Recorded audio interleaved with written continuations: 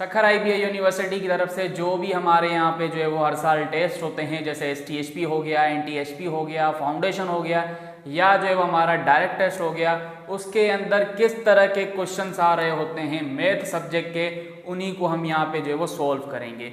ये जो मैं आपको क्वेश्चन अब करवाऊंगा ये जेन्युइन पास पेपर्स हैं IBS सखर के, किसी ना किसी टेस्ट में ये क्वेश्चंस आए हुए हैं, ठीक है। इवन वैल्यू भी चेंज नहीं की हुई मैंने यहाँ पे जब ये क्वेश्चंस बनाए हैं। एक चीज याद रखो कि पास पेपर्स आउट नहीं होते, जब आप टेस्ट देने जाते हो तो वो आपसे क्वेश्चन पेपर भी वापस ले लेते हैं, तो कभी भी पास पेपर्स आउट नहीं होते। लेकिन जब बच्चा टेस्ट दे के वापस आता है तो उसको पता होता है कि भाई कौन कौन से क्वेश्चंस आए थे, तो उसी पूरी डेटा और इन्फॉर्मेशन के थ्रू जो है वो मैंने ये एक प्रॉपर PDF बना के आपको जो है वो पास पेपर्स का दिया हुआ है। तो इनको आप जब देखोगे तो आपको आइडिया होगा कि भाई आपका टेस्ट जो है वो किस तरह का आता है, ठीक है। मैं यहाँ पे आपको जो 5 से 10 मिनट कुछ इंस्ट्रक्शंस देना चाहता हूँ, अगर आप इसको स्किप भी करना चाहो तो कर सकते हो, लेकिन अगर सुनोगे तो काफ़ी फायदा होगा।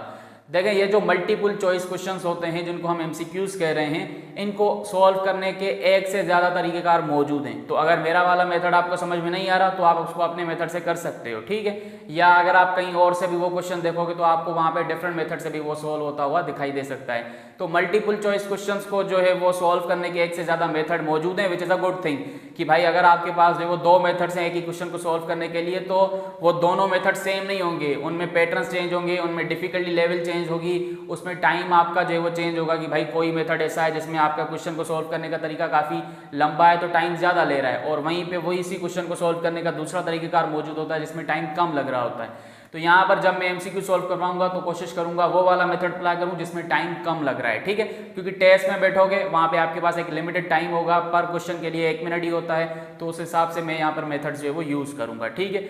दूसरी बात कि भाई अगर आपको टॉपिक अच्छे से नहीं आता, अगर आपको टॉपिक का कॉन्सेप्ट नहीं पता, थ्योरी नहीं पता, तो कोई फायदा नहीं है MCQs को सॉल्व करने का। हमारे यहाँ पर बच्चे समझते हैं कि भाई अगर मुझे MCQ सॉल्व करना आ गया तो इसका मतलब है मेरी प्रिपरेशन हो जाएगी। इवन तो मेरे अपने स्टूडेंट्स को काफ़ी लगी हुई होती है कि भाई किसी तरह बस जो है वो हमें MCQ सॉल्व करवाएं।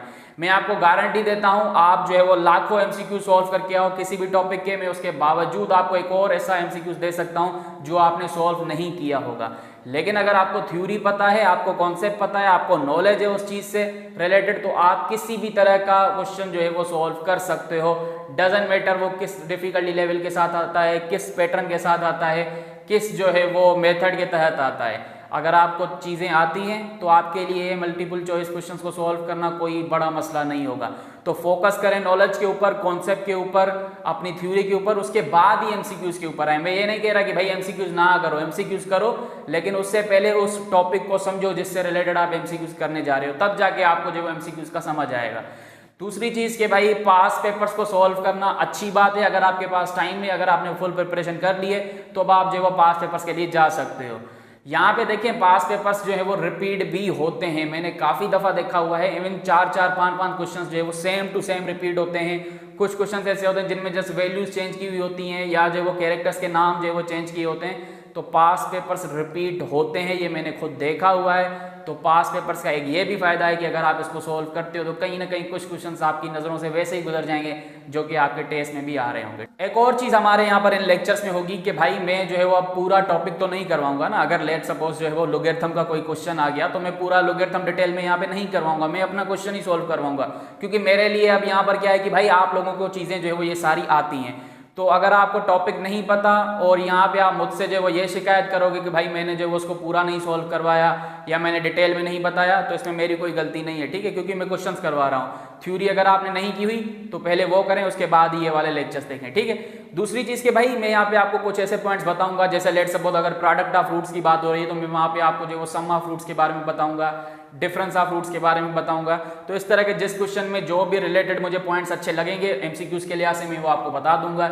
इससे आपके जो है वो MCQs के लिए मजीद वेराइटी पैदा हो जाएगी और आपको कुछ एक्स्ट्रा पॉइंट्स भी मिल जाएंगे जो कि शायद आपके टेस्ट में भी आ सकते हैं, ठीक है। क्योंकि जाहिर सी बात है रिलेटेड पॉइंट्स होंगे तो आपके टेस्ट में आने के चांसेस भी हैं। मैं यहाँ पे जो भी क्वेश्चन करूंगा वो आपकी स्क्रीन पर आपको दिखाई देगा, तो हो सकता है आपको जो है वो पोर्ट्रेट मोड में जो है वो सही से ना दिखाई दे, तो आप जो है उसको लैंडस्केप मोड में जो है वो कर लो, देन आपको जो है वो मजीद बेटर दिखाई देगा। मेरी एडिटिंग स्किल्स अब जो है वो इतनी अच्छी नहीं है, तो मुझसे जितना हो सकेगा मैं करूँगा। इन रिकॉर्डिंग से ज़्यादा जो है वो मेरे लिए मुश्किल एडिटिंग होती है, जो कि ज़्यादा फिर टाइम भी ले जाती है चीज़ों को बनाने में, क्योंकि ये चीज़ें मुझे आती हैं तो मेरे लिए पढ़ाना इतना मुश्किल नहीं है, लेकिन एडिटिंग मुझे इतनी नहीं आती तो फिर उसमें जो वो टाइम लग जाता है, तो भाई उसका थोड़ा सा कॉम्प्रोमाइज़ कर लेना।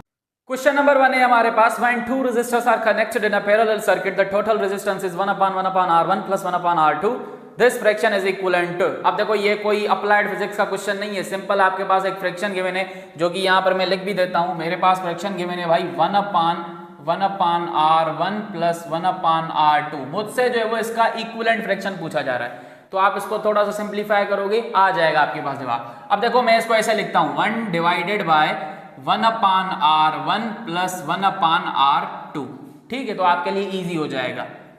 तो ये हो जाएगा 1/, अब आप इसको सॉल्व करो तो इसकी एलसीएम हो जाएगी R1 और R2, R1 से कैंसिल हो जाएगा, सिंपली बचेगा R2 प्लस ये R2 से कैंसिल R1 बचेगा। अब मैं जब यहाँ पर इसको मल्टीप्लीकेशन में कन्वर्ट करूंगा तो ये रेसिप्रोकल हो जाएगा, तो ये हो जाएगा R1 R2 अपान में, इसको मैं R1 + R2 भी लिख सकता हूँ क्योंकि एडिशन में कम्यूटेटिव प्रॉपर्टी सेटिस्फाई करती है। तो सिंपली 1 को मल्टीप्लाई करवा दोगे, रिजल्ट क्या आएगा R1 R2 अपान में R1 + R2। तो हमारे पास कौन सा ऑप्शन है, ऑप्शन डी, ठीक है, पहला वाला हो गया। क्वेश्चन नंबर 2 में हमारे पास है the expression 2x + 13 upon 2x + 6 - 3x - 6 upon 2x + 6 is equivalent to what. Again equivalent fraction की ही बात कर रहा है, तो यहां पर मैं वो एक्सप्रेशन लिख देता हूं, वो क्या है 2x + 13 अपान 2x + 6 - 3x - 6 अपान में 2x + 6। तो यहाँ पर जो है वो हम एलसीएम निकालते हैं, तो एलसीएम आ जाएगी 2x + 6, यहाँ पे ये से डिवाइड हो जाएगा तो सिंपली 2x + 13 बचेगा, माइनस फिर यहाँ पे ये क्या हो जाएगा 3x - 6 ही हो जाएगा, ठीक है। तो ये हो जाएगा भाई हमारे पास 2x + 13, यहाँ पे माइनस मल्टीप्लाई करवाओगे तो माइनस का 3x और माइनस माइनस प्लस का 6 हो जाएगा, डिवाइडेड बाय 2x + 6। तो यहाँ पे देखो 2x प्लस का है, यहाँ पर माइनस का 3x है, तो इसका मतलब है जस्ट माइनस का x, यहाँ पे प्लस का 13 और ये 6, इसका मतलब है प्लस का 19 डिवाइडेड बाय 2x + 6। तो हमारे पास आंसर आ गया। अच्छा जी, यहाँ पे अगर आप देखो तो ये कौन सा ऑप्शन बनेगा, ऑप्शन बनेगा बी नहीं भाई, ऑप्शन बनेगा ए -x + 19 अपान में 2x + 3। यहाँ पे इन्होंने जस्ट जो है वो फैक्टराइजेशन की हुई है, तो इसको ऐसे लिख सकते हैं हम -x + 19 अपान में 2, यहाँ से अगर हम कॉमन निकालें तो जस्ट यहाँ पे x बचेगा, यहाँ पे प्लस का 3 बचेगा। तो हमारे पास ऑप्शन क्या हो जाएगा, ए हो जाएगा इसका, ठीक है। आप जो है इसका स्क्रीनशॉट लेते जाना क्योंकि मैं जो वो फिर ये मिटाता जाऊंगा। क्वेश्चन नंबर 3 की बात कर लेते हैं, what is the sum of the product and quotient of 8 and 8। अब देखो क्वेश्चन नंबर 3 में कहा जा रहा है कि भाई हमें जो है वो सम बताओ इन दो नंबर्स के प्रोडक्ट एंड क्वोशंट का। तो सबसे पहले प्रोडक्ट की बात करते हैं, तो प्रोडक्ट का मतलब क्या होता है, मल्टीप्लीकेशन। तो इनकी मल्टीप्लीकेशन क्या आएगी, हमारे पास आ जाएगी 64, इसका मतलब है प्रोडक्ट क्या आ रहा है 64 आ रहा है। क्वोशंट पूछ रहा है, मतलब कि हम डिवाइड करेंगे, तो जब आप 8 को 8 से डिवाइड करोगे तो क्वोशंट क्या आएगा 1 आएगा, इसका मतलब है क्वोशंट 1 आ गया। पूछ क्या रहा है, प्रोडक्ट और क्वोशंट का सम पूछ रहा है, तो सिंपली इन दोनों को ऐड कर दो, 64 + 1 इसका मतलब है 65। तो हमारे पास जो करेक्ट ऑप्शन है वो क्या हो जाएगा, डी हो जाएगा इसमें। क्वेश्चन नंबर 4 की बात कर लेते हैं, ठीक है। 4 में आपके सामने जो वो कुछ इस तरह फ्रैक्शंस लिखे हुए हैं जो कि मल्टीप्लाई हो रहे हैं। बेसिकली यहाँ पर अब आपके पास एक पैटर्न गिवन है और आपसे जो है वो इसकी सिंप्लीफिकेशन पूछी जा रही है, ठीक है। अब यहाँ पर जो है वो आप नोटिस करना, ये इसके साथ कैंसिल हो रहा है, ये इसके साथ कैंसिल हो रहा है, ये इसके साथ कैंसिल हो रहा है, इसी तरह ये जो है वो 19/20 तक जा रहा है। तो ये सारे जो है वो बाय क्रॉस कैंसिल होते जाएंगे, तो ये भी यहाँ पर कैंसिल हो जाएगा। यहाँ पे भी जो है वो सबसे पहले आप ऐसे कंसीडर करो 17/18 होगा, तो ये भी कैंसिल हो जाएगा। इस तरह सारे जो है वो कैंसिल हो जाएंगे। एंड में जस्ट क्या बचेगा, न्यूमरेटर्स में 1 बचेगा, डिनोमिनेटर्स में 20 ही बचेगा। तो क्या रिजल्ट आएगा 1/20। तो क्या हमारे पास ऑप्शन है सी, सिंपल। अच्छा क्वेश्चन था वैसे ये। क्वेश्चन नंबर 5 क्या आगे मैंने √x अपान में y मल्टीप्लाई बाय √y अपान में z मल्टीप्लाई बाय z अपान में x। अब देखो यहाँ पे आप जो वो प्रॉपर्टीज लगाते हो क्या कि भाई इनके ऊपर जो वो एक ही रूट लगा हुआ है, तो मैं इनको अलग अलग रूट दे देता हूँ। तो क्या हो जाएगा √x अपान में √y, ये हो जाएगा √y अपान में √z, फिर यहाँ पे ये हो जाएगा रूट जेड अपान में रूट एक्स। तो ये आपस में कैंसिल, ये जो है वो आपस में कैंसिल, ये आपस में कैंसिल, रिजल्ट क्या बचेगा 1। तो हमारे पास ऑप्शन जो है वो ए करेक्ट हो जाएगा इसके अंदर। ठीक है, क्वेश्चन नंबर 6 में हमारे पास जो है वो 2 डेसिमल्स गिवन है, इनको जो है वो आपस में मल्टीप्लाई करना है। तो सिंपली भाई मल्टीप्लाई कर लो, कोई इतना टाइम नहीं लगेगा। ठीक है, यहाँ पे हम कर लेते हैं। तो ये हो जाएगा कुछ इस तरह। ठीक है, सबसे पहले 1 को मल्टीप्लाई करोगे तो 1 हो जाएगा, ये 0 हो जाएगा, ये भी 0 हो जाएगा। फिर उसके बाद हम 0 को मल्टीप्लाई करेंगे तो यहाँ पर 0 आ गया। फिर उसके बाद अगेन हम 0 से मल्टीप्लाई करेंगे तो ये कुछ इस तरह बन जाएगा। तो अब आप इनको ऐड करोगे तो ये 1 बनेगा, ये 0 बनेगा, ये 0 0 0। अब आप देखोगे डेसिमल जो है वो कितने पॉइंट्स के बाद है, 1 2 3 4। तो ये आ जाएगा भाई 2 4। इसका मतलब है हमारे पास आंसर क्या आ रहा है 0.0001। तो भाई हमारे पास जो ऑप्शन हो जाएगा वो हो जाएगा बी। हो गया क्वेश्चन नंबर 6 भी। क्वेश्चन नंबर 7 में देखो, what is the reciprocal of 0। अब यहां पर देखो 0 का रेसिप्रोकल एग्जिस्ट नहीं करता। तो यहां पर आपके पास जो 7 क्वेश्चन है उसमें डी हो जाएगा। यहां पे मैं आपको 2 चीजें बता दूं जो कि पूछी जाती हैं। एक होता है हमारे पास एडिटिव इनवर्स और दूसरा होता है मल्टीप्लिकेटिव इनवर्स। मल्टीप्लिकेटिव इनवर्स को आप रेसिप्रोकल बोल रहे होते हो। यहां पे अगर मैं जल्दी से थोड़ी सी बात कर लूं इसी से रिलेटेड, तो भाई एडिटिव इनवर्स क्या होता है, सिंपली आप जो है वो नंबर का सिंबल चेंज करके बता रहे होते हो। ठीक है, अब मैं डिटेल में डेफिनेशन नहीं बता रहा, एमसीक्यूज के लिहाज से बस बता रहा हूं। अगर किसी भी नंबर का एडिटिव इनवर्स पूछा जाए तो सिंपली उसकी क्या कर दो, सिंबल चेंज कर दो। जैसे मैं बोलता हूं कि भाई मुझे p का एडिटिव इनवर्स बताओ, तो क्या हो जाएगा माइनस का p। मैं बोलता हूं मुझे 1/2 का जो है वो एडिटिव इनवर्स बताओ, तो आप कहोगे माइनस का 1/2। मैं कहता हूं माइनस के 7 का एडिटिव इनवर्स बताओ, तो आप कहोगे 7। तो ये होता है एडिटिव इनवर्स। दूसरा होता है मल्टीप्लिकेटिव इनवर्स। मल्टीप्लिकेटिव इनवर्स में आप क्या कर देते हो, न्यूमरेटर को डिनोमिनेटर बना देते हो और डिनोमिनेटर को न्यूमरेटर बना देते हो। जैसे लेट सपोज मैं आपसे पूछूं कि भाई 1/2 का जो है वो मल्टीप्लिकेटिव इनवर्स क्या होगा, तो 2 को आप न्यूमरेटर बना दोगे और डिनोमिनेटर को आप जो है वो 1 बना दोगे। तो हमारे पास इसका जो है वो मल्टीप्लिकेटिव इनवर्स क्या बनेगा, 2 बनेगा, या 2/1 बोल सकते हो। ठीक है, इसी तरह लेट सपोज अगर मैं बोल दूं माइनस का 7/3 का जो है वो मल्टीप्लिकेटिव इनवर्स क्या होगा, तो सिंपली हम क्या करेंगे माइनस का 3/7। अब यहाँ पे सिंबल चेंज नहीं करते, हम सिंपली क्या करेंगे डिनोमिनेटर को न्यूमरेटर बना देंगे और न्यूमरेटर को डिनोमिनेटर बना देंगे। अब इसी मल्टीप्लिकेटिव इनवर्स को हम रेसिप्रोकल भी बोल देते हैं। तो आप मल्टीप्लिकेटिव इनवर्स बोलो या रेसिप्रोकल बोलो, एक ही बात होती है। तो यहाँ पे जो हमसे पूछ रहा है कि भाई 0 का रेसिप्रोकल, तो इसका मतलब हमारे पास क्या पूछा जा रहा है, 0 को हम 0/1 लिख सकते हैं, तो 1 ऊपर चला जाएगा, 0 नीचे चला जाएगा। तो इसका मतलब है कि भाई आपके पास 1/0 आ रहा है। तो आपको पता है भाई हम जो फ्रैक्शन के डिनोमिनेटर में नंबर रख रहे होते हैं वो कोई नॉन जीरो रख रहे होते हैं, 0 नहीं रख सकते। तो जिसकी वजह से हम कहते हैं कि भाई हमारा जो रेसिप्रोकल ऑफ 0 है वो एग्जिस्ट नहीं करता। ठीक है, क्वेश्चन नंबर हम जो है वो 8 पर आ जाते हैं। अब क्वेश्चन नंबर 8 में कहा जाता है when 3 is divided by it's reciprocal the result is what.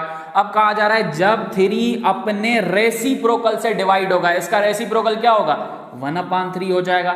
Denominator को न्यूमरेटर बना दो, न्यूमरेटर को डिनोमिनेटर बना दो। तो अब आप सिंपली इनको जो वो सिंप्लीफाई करो तो क्या हो जाएगा 3, इसको जब मैं मल्टीप्लाई में कन्वर्ट करूंगा तो ये हो जाएगा जस्ट 3, तो ये हो जाएगा 9। तो हमारे पास रिजल्ट क्या आ गया, हमारे पास रिजल्ट आ गया सी। क्वेश्चन नंबर 9 को भी देख लो, कहा जा रहा है 5 rupees are divided into 10 beggars, each beggar will get how much पैसा। ठीक है, तो यहाँ पे देखो आपके पास 5 रुपीज गिवन है। आपको पता है 1 रुपये में 100 पैसा होता है, तो इसका मतलब है कि भाई 5 रुपये में 500 हो जाएगा। तो यहाँ पर 5 रुपीज में हमारे पास 500 पैसा हो जाएगा। तो यहाँ पर ये कितने बेगर्स में डिस्ट्रीब्यूट कर रहा है भाई 10 में, तो 500 को 10 से डिवाइड करो, आपके पास रिजल्ट क्या आएगा 50। इसका मतलब है हर बेगर को कितने पैसे मिलेंगे 50। तो यहाँ पे ये ऑप्शन बी हो जाएगा। क्वेश्चन नंबर 10 भी देख लो, if 2t is equal to 5r/s then find r। Question number 10 में जो है हमें एक इक्वेशन गिवन है 2t is equal to 5r/s, तो हमें r की वैल्यू बताओ। तो इसका मतलब है r को एक साइड कर दो, बाकी सारी चीजों को दूसरी साइड कर दो। तो यहाँ पर देखो आप जो वो बोल सकते हो कि भाई s यहाँ पे मल्टीप्लाई हो जाएगा, लेकिन इसके पीछे का जो बैकग्राउंड है वो क्या है कि भाई दोनों साइड आप क्या करो s से मल्टीप्लाई करो। तो जब आप दोनों साइड s से मल्टीप्लाई करोगे तो ये हो जाएगा 2ts, s से कैंसिल हो जाएगा, जस्ट 5r यहाँ पे बचेगा। अब मुझे यहाँ पर 5 खत्म करना है, तो क्या करूंगा दोनों साइड 5 से डिवाइड करूंगा। तो यहाँ पर ये इससे कैंसिल, जस्ट क्या बचेगा r की वैल्यू बचेगी 2ts/5। तो इसका जो करेक्ट ऑप्शन है वो क्या है ए। ओके, 2ts/5 ओके है। क्वेश्चन नंबर 11 में देखो हमसे कहा जा रहा है ए, और यहाँ पर ये जो सिंबल है इसको आप कोई भी एक ऑपरेशन मान लो, ठीक है। अब हमें नहीं पता ये क्या है, कि भाई जब दो नंबर्स इस ऑपरेशन में जो है वो परफॉर्म होंगे तो उसका रिजल्ट क्या आएगा, कि भाई आपके सामने एक फ्रैक्शन बनेगा जिसके न्यूमरेटर में आपके पास जो है वो उन दो नंबर्स का प्रोडक्ट होगा और डिनोमिनेटर में उन दो नंबर्स का क्या होगा, सम होगा।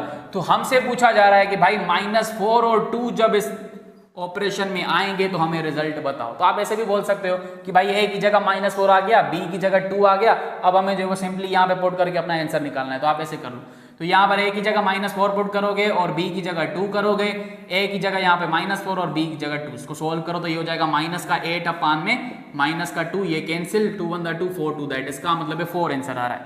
तो हमारे पास रिजल्ट क्या आएगा, सी आएगा, ऑप्शन। क्वेश्चन नंबर 12 में देखो, if x - 3 and x + 7 are multiplied to the form ax² + bx + c = 0, then what are the values of a, b and c। अब देखो यहां पर हमारे पास जो है वो x - 3 और x - 7 गिवन है, सॉरी x + 7 गिवन है। हमसे कहा जा रहा है कि इसको जो आप क्वाड्रेटिक इक्वेशन के स्टैंडर्ड फॉर्म में कन्वर्ट करो, देन a b c की वैल्यूज बताओ। तो भाई सिंपली कैसे करेंगे, इनको आपस में मल्टीप्लाई करवा दो, तो ये हो जाएगा x² प्लस का 7x माइनस का 3x और माइनस का 21, तो ये हो जाएगा x² प्लस का 4x और माइनस का 21। अब आपको जो है वो ABC की वैल्यूज कैसे मिलेंगी, सिंपली आपको जो है वो मिलेंगी कुछ इस तरह, x² plus bx plus c के साथ आप जो है वो इक्वेट करवा लो, ठीक है। x मिनट में चेंज कर लूँ पेन,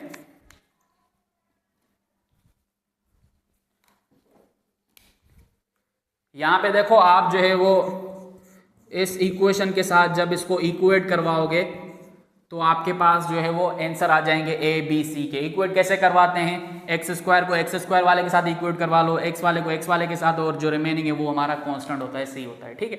लेकिन इससे आसान क्या है भाई, आपको पता है स्टैंडर्ड फॉर्म क्या होता है, ax² plus bx plus c, कि भाई x² के साथ जो कोएफिशिएंट होगा वो a होगा, x के साथ जो कोएफिशिएंट होगा वो b होगा, और रिमेनिंग जितना भी होगा वो c होगा, जिसको हम कांस्टेंट कहते हैं। तो x² के साथ क्या है, 1 है, तो इसका मतलब है भाई a की वैल्यू 1 आ गई, ठीक है। b की वैल्यू क्या हो जाएगी, 4 हो जाएगी, c की वैल्यू -21 हो जाएगी।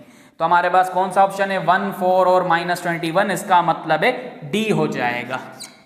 भाई इनकी नहीं है किसी भी पेन में। चलो क्वेश्चन नंबर 13 में कहा जा रहा है what is the value of x, हमें x की वैल्यू फाइंड करनी है, और हमारे पास इक्वेशन क्या गिवन है, वो गिवन है जी 2x + 1 = 27 + 3 देन 2x - 5। तो सिंपल है भाई, सिंप्लीफिकेशन ही करनी है, तो इनको आपस में मल्टीप्लाई करवा दो, तो 8x + 4 = 27 + 3 to the 6x - 3 5 the 15। तो x वाले एक साइड कर लो, बाकी सारे नंबर दूसरी साइड कर लो, तो 6x को यहाँ पे लेके आते हैं तो ये हो जाएगा -6x, ये हो जाएगा 27 - 15, इस 4 को भी यहाँ पे शिफ्ट करो तो -4। तो ये टोटल कितना हो जाएगा, 2x = 27 में से 15 जाएंगे तो कितने बचेंगे, हमारे पास बचेंगे सिर्फ और सिर्फ 12 में से भी 4 को माइनस करोगे तो जस्ट बचेगा 8। तो यहाँ पे 2 1 2 4 2 8, इसका मतलब है x की वैल्यू क्या आ गई, 4 आ गई। तो हमारे पास आंसर क्या हो जाएगा, a हो जाएगा। और अगर आपको वेरीफाई करना है तो सिंपली क्या करोगे, इस 4 को x की जगह पुट करोगे, आपकी इक्वेशन सेटिस्फाई हो जाएगी, ठीक है। क्वेश्चन नंबर 14 में देखो कहा जा रहा है कि भाई y³ + y³ किसके बराबर होगा, तो सिंपली एडिशन करोगे तो ये हो जाएगा 2y³। सही है, अगर यहीं पे मल्टीप्लीकेशन होती तो फिर क्या हो जाता, y⁻6 हो जाता, क्योंकि वहाँ पे क्या होता है जब दो बेसेस सेम आपस में मल्टीप्लाई होते हैं तो पावर्स ऐड हो जाते हैं। लेकिन यहाँ पर एडिशन हो रही हो तो ये हो जाएगा 2y³, जो कि हमारे पास ऑप्शन सी बन रहा है, ठीक है। क्वेश्चन नंबर 15 हमारे पास क्या गिवन है कि भाई हमारे पास एक सेट है और पूछा जा रहा है कि ये जो सेट है वो किस ऑपरेशन पर जो है वो क्लोज्ड है। क्लोज का मतलब है कि भाई ये किस ऑपरेशन पर क्लोजर प्रॉपर्टी को सेटिस्फाई करता है। अब देखो क्लोजर प्रॉपर्टी का मतलब है कि भाई अगर आपके पास कोई सेट है, आपने उस सेट से जो है वो कुछ एलिमेंट्स को पिक किया, उन एलिमेंट्स को पिक करने के बाद आपने जो है वो उनके दरमियान कोई भी एक ऑपरेशन अप्लाई किया।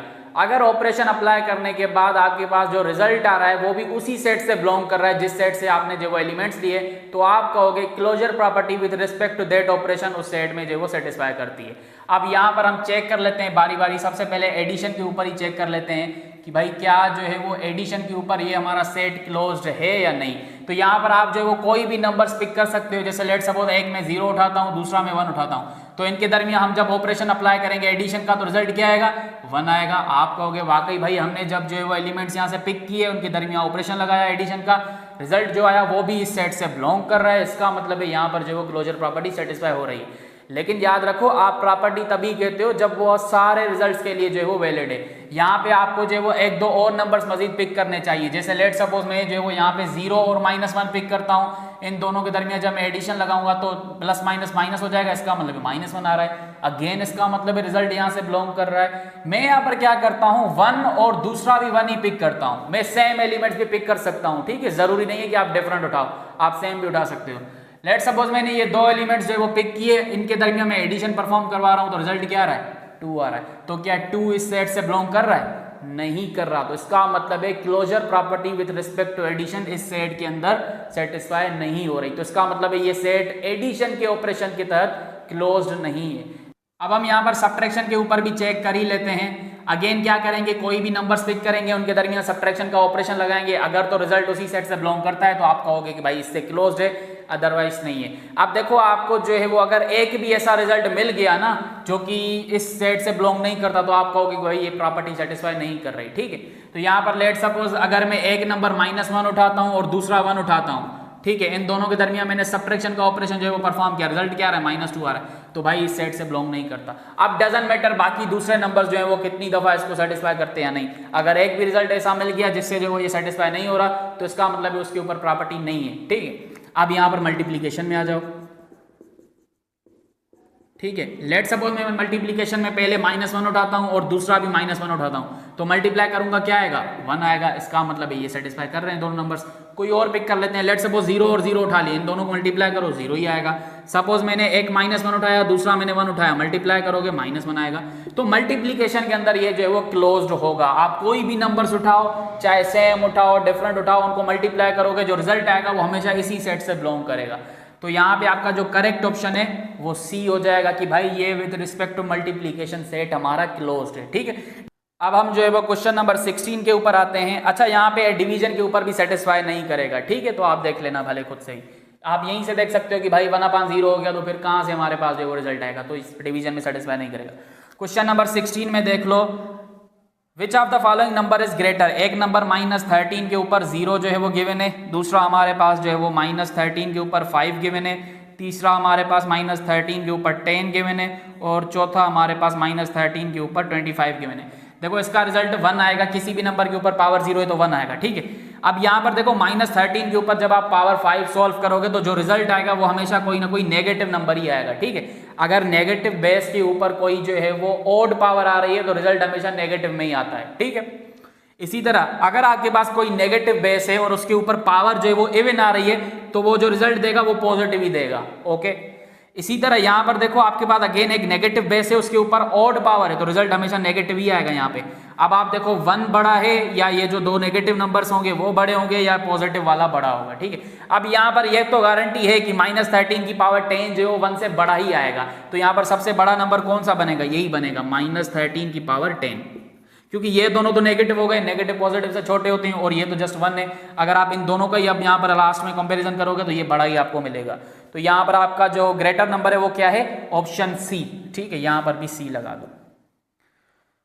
अच्छा जी, उसके बाद हमारे पास है क्वेश्चन नंबर 17, यहाँ पे कर लेते हैं, मैं एडजस्ट कर लूंगा स्क्रीन पर क्वेश्चन, ठीक है। हमारे पास क्या है, √5% को मैं परसेंट लगा देता हूँ और यहाँ पर ऑफ का मतलब मल्टीप्लाई होता है, तो लिखो ना लिखो कोई मसला नहीं है, 5√5, तो ये क्या हो जाएगा √5/100 मल्टीप्लाई बाय 5√5। तो यहाँ पे अगर आप देखो टेबल लगाओ 5 1 5 और यहाँ पर 2 5 10 0, जब दो सेम रूट वाले नंबर्स मल्टीप्लाई होते हैं तो रिजल्ट क्या आता है, रूट से बाहर आ जाता है नंबर, तो ये हो जाएगा 5/20। तो यहाँ पे आप मल्टीप्लाई करो 5 1 5 4 5 20, इसका मतलब है 1/4, 1 को 4 से डिवाइड करोगे तो रिजल्ट क्या मिलेगा, 0.25। तो हमारे पास जो करेक्ट ऑप्शन है वो क्या हो जाएगा, बी हो जाएगा, ठीक है। क्वेश्चन नंबर 18 में देखो हमारे पास क्या है, when 2 integers between 1 and 10 are multiplied the result is 14। कहा जा रहा है कि भाई आपके पास जो है वो 1 से लेके 10 तक इंटीजर्स मौजूद हैं, ठीक है। पूछा जा रहा है कौन से दो इंटीजर्स हैं जिनको मल्टीप्लाई करें तो रिजल्ट 14 आ रहा है, तो वो कौन से दो हैं, अगर वो पहले देख लें यहाँ पे। तो अगर आप देखो जब मैं 3 को 4 से करूंगा तो 12 आएगा। 14 भाई एक ही रिजल्ट है, अगर आप 2 और 7 को मल्टीप्लाई करोगे तो आपके पास रिजल्ट 14 आ रहा है, ठीक है। तो इसका मतलब वो दो नंबर्स मिल गए। What is the sum of these two integers, तो भाई इन दोनों का सम ही पूछ रहा है। 2 + 7 क्या होता है, 9 होता है। तो असल हमारा आंसर क्या हो जाएगा, 9 हो जाएगा, जो कि हमारे पास ऑप्शन है डी। ओके, क्वेश्चन नंबर 19 कर लेते हैं। The total score in football game was 72 points. The winning team scored 12 points more than the losing team scored. How many points did the winning team scored. अब देखो total हमारे पास कितना है, 72, ठीक है। अब ये जो टीम हार गई है, लेट सपोज उसको हम जो है वो एक्स कंसीडर करते हैं, और कहा जा रहा है कि जो विनिंग टीम ने स्कोर किया है वो इस हारने वाली टीम से 12 पॉइंट ज़्यादा किया है, तो x + 12 हो जाएगा ना, ठीक है। टोटल हमारे पास 72 है, तो यहाँ पर आप सबको जो है वो एडिशन में करवा लोगे तो आपके पास टोटल यहाँ पे आ जाएगा। तो ये हो जाएगा 2x = 12 को वहाँ पे लेके जाओ तो ये हो जाएगा -12, 2x = 60। यहाँ पे ये कितना हो जाएगा, x = 5 हो जाएगा, सॉरी 5 नहीं होगा, ये हो जाएगा 30। आपसे क्या पूछा जा रहा है कि विनिंग टीम ने कितना स्कोर किया, तो सिंपली विनिंग टीम किसके बराबर है, x + 12, इसका मतलब है 30 + 12, तो ये हो जाएगा 42। तो इसका मतलब है विनिंग टीम ने कितने पॉइंट्स स्कोर किए, 42, ऑप्शन बी, ठीक है। ओके, अब हमारे पास आगे का जो आता है वो क्या आता है, 20 में क्या है, if n represents an even number. n यहाँ पर क्या है, कोई भी एक इवन है, तो यहाँ पर आप कोई भी इवन नंबर कंसीडर कर सकते हो, 0, 2 या इवन नेगेटिव भी कंसीडर कर सकते हो, बस वो इवन होना चाहिए। लेट सपोज हम यहाँ पे 2 कंसीडर कर लेते हैं, खुद ही कह रहा है ना कि भाई n जो है वो इवन है। तो पूछ रहा है which expression represents an odd number, तो हमें देखना है कि कौन सा ओड है। a में क्या है 3n, तो n की जगह हम इवन रख रहे हैं 2, तो रिजल्ट आ रहा है 6, इसका मतलब है ये तो नहीं है, रिजल्ट हमारे पास इवन आ रहा है। n स्क्वायर, इसका मतलब है 2 का स्क्वायर, रिजल्ट 4 आ रहा है, ये भी नहीं है ऑड। उसके बाद हमारे पास है 3 + n, n की वैल्यू क्या है 2, इसका मतलब है 5, यहाँ पे ऑड आ रहा है। तो इसका मतलब है जो ऑप्शन सी में एक्सप्रेशन लिखी हुई है वो एक ऑड नंबर बन जाएगा तब जब हमारे पास n जो है वो इवन होगा, तो इसका करेक्ट ऑप्शन सी हो जाएगा। और अगर आप डी में भी देखो तो n/3, ये तो भाई इंटीजर ही नहीं आएगा, सही है, अगर आप जो है 2 लेट सपोज कंसीडर कर रहे हो। अच्छा जी, क्वेश्चन नंबर 21 यहीं पे देख लो, ठीक है। क्वेश्चन नंबर 21 भी बड़ा आसान है। What is the value of a² + b² की वैल्यू पूछी जा रही है। कब, जब हमारे पास व्हेन a + b जो है वो 5 के बराबर है और ab जो है वो 3 के बराबर है। अब आप देखो यहाँ पे आपको पता है कि भाई a + b जो है वो 5 के बराबर है। अगर मैं दोनों साइड स्क्वायरिंग कर लूँ तो ये कुछ इस तरह हो जाएगा। इसको फार्मूले के लिए ओपन करो तो ये हो जाएगा a² + 2ab + b² और ये हो जाएगा 25। यहाँ पे देखो a² + b² + 2ab, ऐसे रख लो, चलो 25। a² + b² + 2ab की वैल्यू आपको गिवन है जो कि 3 है, = 25। a² + b² = 25, ये 2 3 6 वहाँ पे आ जाएगा तो नेगेटिव। a² + b² = 19, ठीक है। हमारे पास ऑप्शन डी। क्वेश्चन नंबर 22 भी देख लो, यहाँ पे एक ही फ्लो में चल रहे हैं तो क्यों ना कर ले। यहाँ पे ये हो जाएगा find the value of x when log 36 - log 2 = log x। यहाँ पे देखो जब दो लॉग्स जो है वो माइनस में होते हैं तो आप उनको जो है वो कन्वर्ट कर सकते हो अकॉर्डिंग टू लॉ। तो ये हो जाएगा 36/2 = log x, ठीक है। तो ये हो जाएगा log 18, टेबल लगा दो यहाँ पे, और ये हो जाएगा log x, तो ये आपस में कैंसिल, x की वैल्यू 18 आ गई। तो ऑप्शन क्या हो जाएगा, ए। चलो जी, इसका स्क्रीनशॉट ले लो। क्वेश्चन नंबर 23 है हमारे पास। A family consumes Q litres of milk in D days, the amount of milk consumed in X days represented by what. अब देखो यहाँ पर ये वाला क्वेश्चन जो है वो काफ़ी दफ़ा आया हुआ है, तो मैं इसके लिए जो है वो आपके सामने एक क्लिप जो है वो अटैच कर रहा हूँ, आप वो देखो। उसमें मैंने ये सेम टू सेम ये क्वेश्चन करवाया हुआ है, अपने कोर्स में मैंने करवाया हुआ है, और वहाँ पे मैंने कुछ इसका एक्स्ट्रा आइडिया भी दिया हुआ है जिससे आपको जो है वो आसानी होगी इस तरह के क्वेश्चन समझने के लिए, ठीक है। तो ये आप यहाँ पे पहले देख लो। अच्छा जी, अब मैंने यहाँ पर जो है वो 2 किस्म के वर्ड प्रॉब्लम्स लिखे हैं। एक तो हम जो है वो ये डिस्कस करेंगे जो मैंने ये पहले 3 लिखे हैं, दूसरा फिर ये इस टाइप का है। तो सबसे पहले जो है वो पहले वाले की बात कर लेते हैं। अब देखें, आपने जो है वो अपने डेली लाइफ के सिनेरियोज में देखा होगा कि जैसे लेट सपोज हम कह रहे होते हैं कि भाई अगर जो है वो मेरे पास 15 बुक्स की जो प्राइस है वो 200 रुपीज़ है, तो मुझे बताओ 40 बुक्स की क्या होगी। तो उसमें हम क्या कर रहे होते हैं, सबसे पहले क्या करते हैं, एक बुक की जो है वो कीमत निकाल रहे होते हैं, उसके बाद हमें जितने भी बुक्स की निकालनी है उसके साथ मल्टीप्लाई कर देते हैं। तो इसी तरह के क्वेश्चंस जो है वो ज़्यादातर पूछे जाते हैं। तो मैं यहाँ पर आपको जो है वो एक एग्जांपल करवा रहा हूँ, जिस एग्जांपल में मैंने जो है वो वाला सिनेरियो भी रखा है जो आप रियल लाइफ में देखते हो, और टेस्ट के लिहाज से भी वही सिनेरियो होता है, लेकिन वहाँ पे जो डेटा होती है वो नंबर्स के बजाय जो है वो सिंबल्स के फॉर्म में दे रहे होते हैं, वेरिएबल्स के फॉर्म में दे रहे होते हैं। ठीक, अब इसको करते हैं तो आप समझ जाओगे। सबसे पहले जो है वो आसान वाला करते हैं। A bakery sells 48 loaves of bread in 8 hours. How many loaves will they sell in 12 hours? आपसे कहा जा रहा है कि भाई एक बेकरी है जो कि 48 loaves जो है वो 8 घंटे के अंदर सेल कर रही है, तो हमें बताओ कि भाई वो 12 घंटे के अंदर कितने करेगी। तो सिंपल आप क्या करोगे, यहाँ पर कॉमन सेंस की बात है कि भाई आप सबसे पहले देखोगे कि भाई 1 घंटे के अंदर कितने जो है वो सेल हो रहे हैं, उसके बाद आपके पास जो भी रिजल्ट आएगा वो आप 12 से मल्टीप्लाई कर दोगे, तो आप कहोगे कि भाई इतने जो है वो 12 घंटे के अंदर सेल हो रहे हैं। तो ये कैसे होगा, सिंपली आपको बताया कि भाई 48 लोव्स जो हैं वो हमारे 8 घंटे के अंदर सेल हो रहे हैं, तो 1 घंटे के लिए हम क्या करेंगे, 48 को डिवाइड कर देंगे 8 से, तो रिजल्ट क्या आएगा, 6 आएगा। तो इसका मतलब है कि भाई 6 लोव्स जो हैं वो हर 1 घंटे के अंदर हमारे जो हैं वो सेल हो रहे हैं। हमसे पूछा जा रहा है कि भाई 12 घंटे के अंदर कितने होंगे, तो आप सिंपली क्या कर दोगे, इसके साथ 12 को मल्टीप्लाई कर दोगे, तो रिजल्ट क्या आएगा, 72।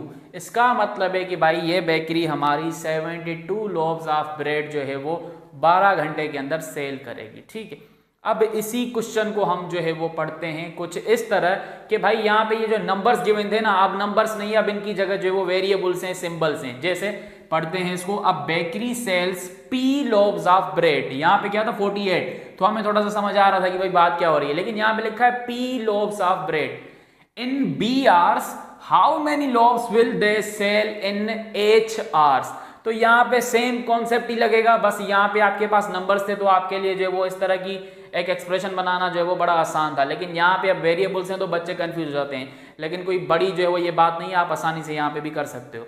अब देखो यहाँ पे आपके पास क्या गिवन है कि भाई आपके पास जो P लोव्स ऑफ ब्रेड है वो जो है वो B आवर्स के अंदर जो है वो सेल कर रहे हैं, तो आप क्या करोगे, अगेन पहले एक आवर के लिए जो वो निकालोगे, तो सिंपली क्या करोगे, P को डिवाइड करवा दोगे B से, सही है। तो इसका मतलब है आपके पास क्या आ जाएगा, एक आवर के लिए आपके पास आ जाएगा P अपान में B। ठीक है, आपसे पूछा जा रहा है कि भाई H आवर्स में बताओ कि कितने सेल होंगे, तो आप सिंपली क्या करोगे, इसके साथ H को मल्टीप्लाई करवा दोगे, तो आपके पास रिजल्ट क्या आएगा, PH अपान में B। तो इसका जो है कंक्लूजन निकलेगा वो क्या निकलेगा कि भाई आपके पास H आवर्स के अंदर PH अपान B जो है वो लोव्स ऑफ ब्रेड सेल होंगे। ठीक है, अब आप जो है वो ये वाला एग्जाम्पल देखो, मैं करवा रहा हूँ और इसमें मैं आपको थोड़ा सा मजीद डिटेल में करवाता हूँ ताकि आपको आइडिया हो जाए कि भाई अगर इस तरह जनरल फॉर्म में हमसे जो वो पूछा जा रहा है तो हम जो है वो कैसे रिलेशन बना के अपना रिजल्ट निकालें। ठीक है, इसको जो है वो आप देखो। अब हमारे पास एक और क्वेश्चन आ जाता है जो कि मैंने इसी से रिलेटेड लिखा है, a family consumes Q litres of milk in D days, then how much amount they will consume in X days. एक फैमिली है जो कि Q लीटर्स ऑफ मिल्क जो है वो D डेज के अंदर कंज्यूम करती है, यूज करती है, ऐसे बोल लो। Then how much amount they will consume in X days. एक भाई फैमिली है जो कि Q लीटर्स ऑफ मिल्क जो है वो D डेज में कंज्यूम करती है, तो हमें बताओ X डेज में कितनी करेगी। अगर आप इसको नंबर के फॉर्म में कन्वर्ट करना चाहो तो कर सकते हो ऐसे समझने के लिए कि भाई एक फैमिली है जो कि 10 लीटर ऑफ मिल्क जो है वो लेट सपोज 3 दिन में कंज्यूम करती है, यूज करती है। देन हमें बताओ कि भाई वो 8 दिन के अंदर कितनी कंज्यूम करेगी। तो आप जो वो नंबर्स में भी कन्वर्ट करके अपना रिलेशन बना सकते हो, लेकिन ये तो सिंपल सा क्वेश्चन है तो आप आसानी से कर भी सकते हो कि भाई a family consume Q litres of milk in D days, तो मुझे एक दिन के लिए निकालना होगा, तो क्या करूंगा भाई, जितना भी जो वो D डेज के अंदर जो वो कंज्यूम किया है उससे डिवाइड करवा लो, तो ये हो जाएगा Q अपान में D। इसका मतलब है एक दिन के अंदर जो है वो Q अपान D मिल्क जो है वो कंज्यूम हो रहा है। ठीक है, अब हमसे क्या पूछा जा रहा है, how much amount they will consume in X days. तो भाई सिंपली क्या कर देते हैं, मल्टीप्लाई कर देते हैं, तो X से मल्टीप्लाई कर दो, रिजल्ट क्या आएगा, QX अपान में D। तो सिंपल आ गया। तो इसका मतलब है X डेज के अंदर वो फैमिली QX अपान D जो है वो मिल्क कंज्यूम करेगी। सही है। अब आप इस तरह करोगे, अगर समझ में ना आए, लेट सपोज टेस्ट में बैठे हो तो सिंपली इन वेरिएबल्स की जगह अपना नंबर कंज्यूम कर लेना, कंज्यूम नहीं क्या कहते हैं, कंसीडर कर लेना, फिर जो है वो आप अपना इस तरह रिलेशन बना लेना, फिर उसके बाद आप इनको जो है वो वेरिएबल्स में कन्वर्ट कर लेना, ठीक है।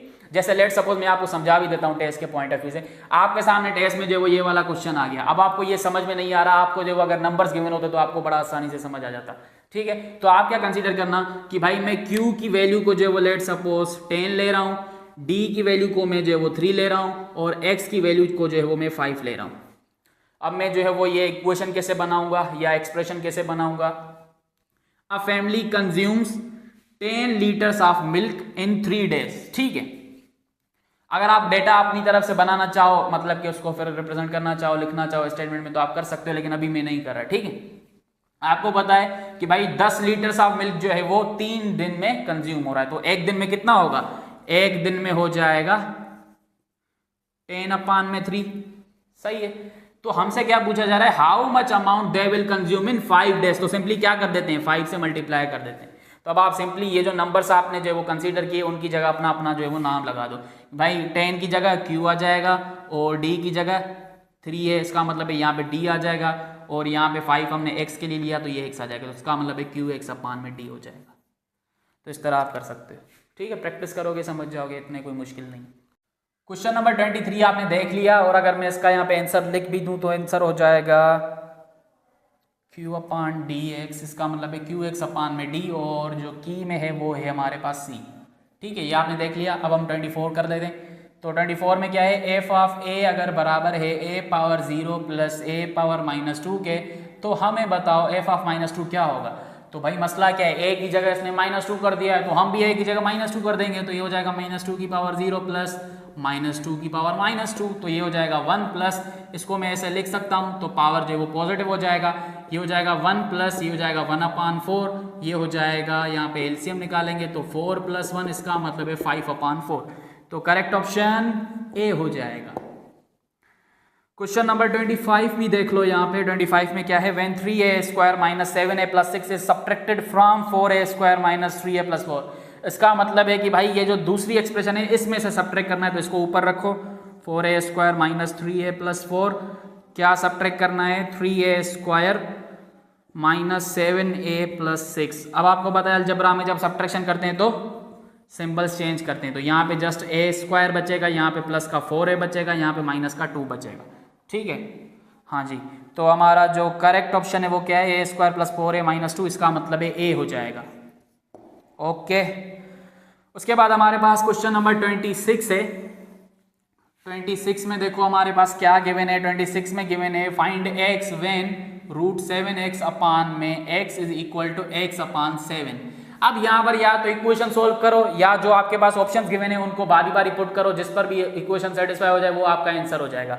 तो यहाँ पे मुझे जो वो लग रहा है या तो 1 करेगा इसको सेटिस्फाई, या 7 करेगा, तो इसमें 7 सबसे पहले पुट करके देख लेते हैं, तो ये हो जाएगा √7 × 7 divided by 7 = x/7, sorry x की जगह 7 हो जाएगा ना, 7, तो ये क्या हो जाएगा, 7 7 दा 49, 49 का √7 ही आ जाएगा, तो 7/7 = 7/7, तो यहाँ पे आप इसको जो है वो देखो दोनों साइड सेटिस्फाई कर रहा है 7, तो इसका मतलब है करेक्ट ऑप्शन सी हो जाएगा 7। क्वेश्चन नंबर 27 में देखो, what will be the standard form of, हमें जो है वो इसको स्टैंडर्ड फॉर्म में लिखना है 18,987,0,0। अच्छा, स्टैंडर्ड फॉर्म को हम साइंटिफिक नोटेशन भी कहते हैं, ठीक है। अच्छा, यहाँ पे पहले तो चलो इसको कर ही लेते हैं, ये देखो होल नंबर है तो इसका पॉइंट यहाँ पे होगा, इसको हमें साइंटिफिक नोटेशन में लिखना है, स्टैंडर्ड फॉर्म में लिखना है, तो कैसे करेंगे, इस वाले पॉइंट को यहाँ पे लेके आना पड़ेगा। तो कितने स्टेप्स आएंगे, 1 2 3 4 5 6 7, तो ये हो जाएगा 1.898700 × 10⁻7, ठीक है, 7 दफ़ा है ना, 3 3 6 और 1 7। जब आप जो है वो राइट से लेफ्ट की तरफ जाओगे तो आपका पावर जो है वो पॉजिटिव में होता है, और जब आप जो है वो लेफ्ट से, ये लेफ्ट है ना मेरा वाला लेफ्ट से जो है वो राइट में आओगे तो आपका पावर जो है वो नेगेटिव में होगा, ठीक है। अच्छा, मैं यहाँ पे बात कर रहा था साइंटिफिक नोटेशन, या जिसको आप स्टैंडर्ड फॉर्म कहते हो, ये किस फॉर्म में होता है, s × 10⁻n। अगर आप देखो ये सारा s वाला पार्ट है, ये 10 वाला पार्ट है, ये जो s है ना इसकी एक जो है वो डिफाइंड रेंज होती है, वो क्या होती है कि भाई ये जो s है वो आपका 1 और 10 के दरमियान होना चाहिए, ठीक है, 1 आप शामिल कर सकते हो और 10 के दरमियान भी कोई भी नंबर हो सकता है, लेकिन 10 खुद भी नहीं हो सकता। 10 इसलिए नहीं हो सकता क्योंकि ऑलरेडी 10 वाला पार्ट है तो उसमें चला जाता है, ठीक है। तो ये जो एस वाला पार्ट है, मतलब कि ये जो आप पॉइंट शिफ्ट करते हो वो आपको इस रेंज के अंदर रखनी होती है। अब आप चाहते तो ये वाला जो पॉइंट है वो यहाँ पे भी तो रख सकते थे, यहाँ पे भी तो रख सकते थे, यहाँ पे भी तो रख सकते थे, लेकिन हम नहीं रखेंगे। क्यों?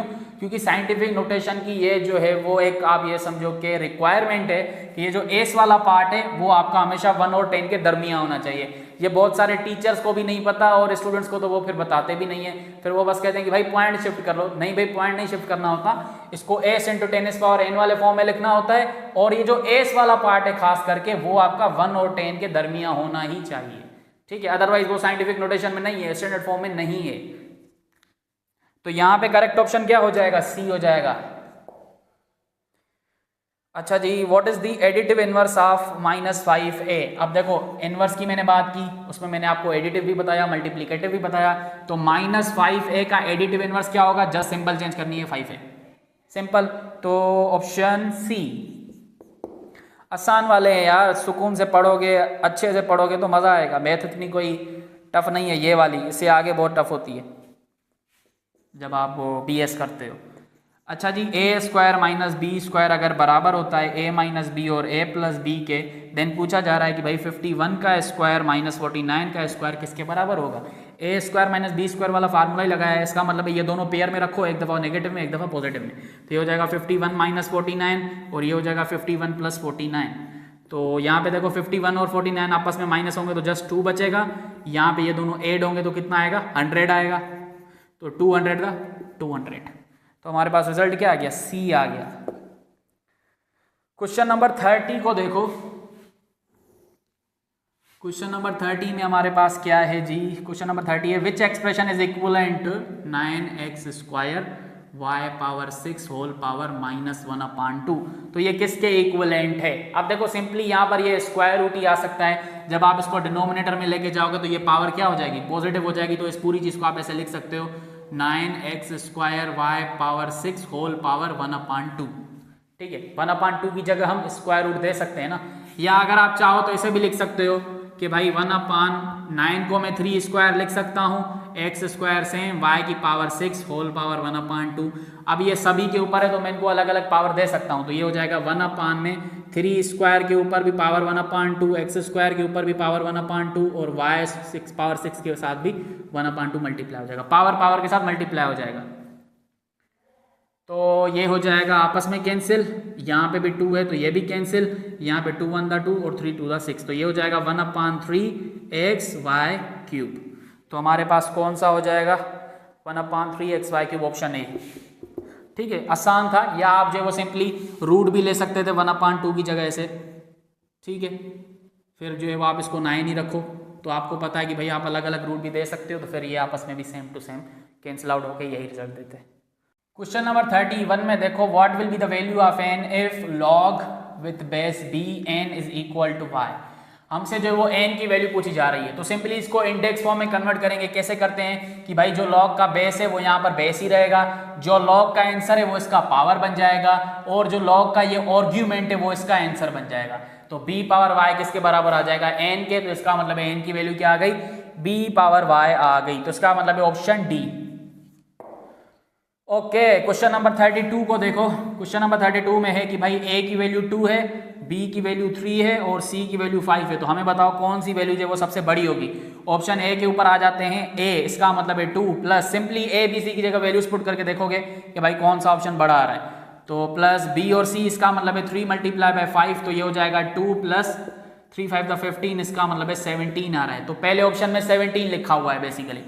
ऑप्शन बी पर आ जाते हैं, A B plus C. A B का मतलब क्या होता है? 3 × 5 = 15, सॉरी ए बी है ना, तो 2 × 3 = 6 प्लस सी, सी इसका मतलब है 5, तो 11 आ रहा है। इसका मतलब ऑप्शन बी में 11 है। सी पर आ जाते हैं, ए बी सी मतलब कि तीनों को मल्टीप्लाई करना है। 2 × 3 = 6, 6 × 5 = 30, तो इसका मतलब है ऑप्शन सी में 30 लिखा हुआ है। डी पर आ जाते हैं, A B plus B C. A B इसका मतलब है 6 प्लस बी सी इसका मतलब है 15, तो 15 + 6 = 21, इसका मतलब है डी में 21 है। तो 17, 11 और 30 और 21 में से सबसे बड़ा कौन सा है? 30, तो इसका मतलब है सी हो जाएगा option. Okay, an office has 37 employees, adjust कर लेंगे, भाई कौन सा है क्वेश्चन नंबर 33 कि भाई एक ऑफिस है जहां पे जो है वो 37 एम्प्लॉइज हैं। If there are 7 more women than men, how many employees are women. ठीक है, अब यहां पर देखो हमारे पास टोटल कितने हैं, 37 है।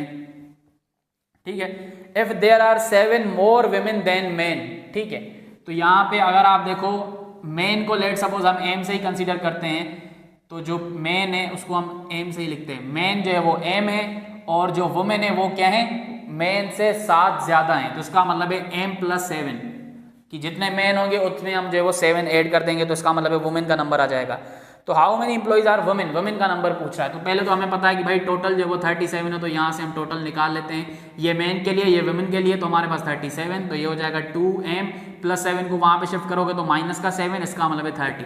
ठीक है, अब हम एक एक स्टेप नहीं करेंगे क्योंकि हम बच्चे नहीं हैं। तो ये हो जाएगा 15, तो m की वैल्यू क्या हो जाएगी 15, इसका मतलब है मर्द वहाँ पर कितने हैं 15।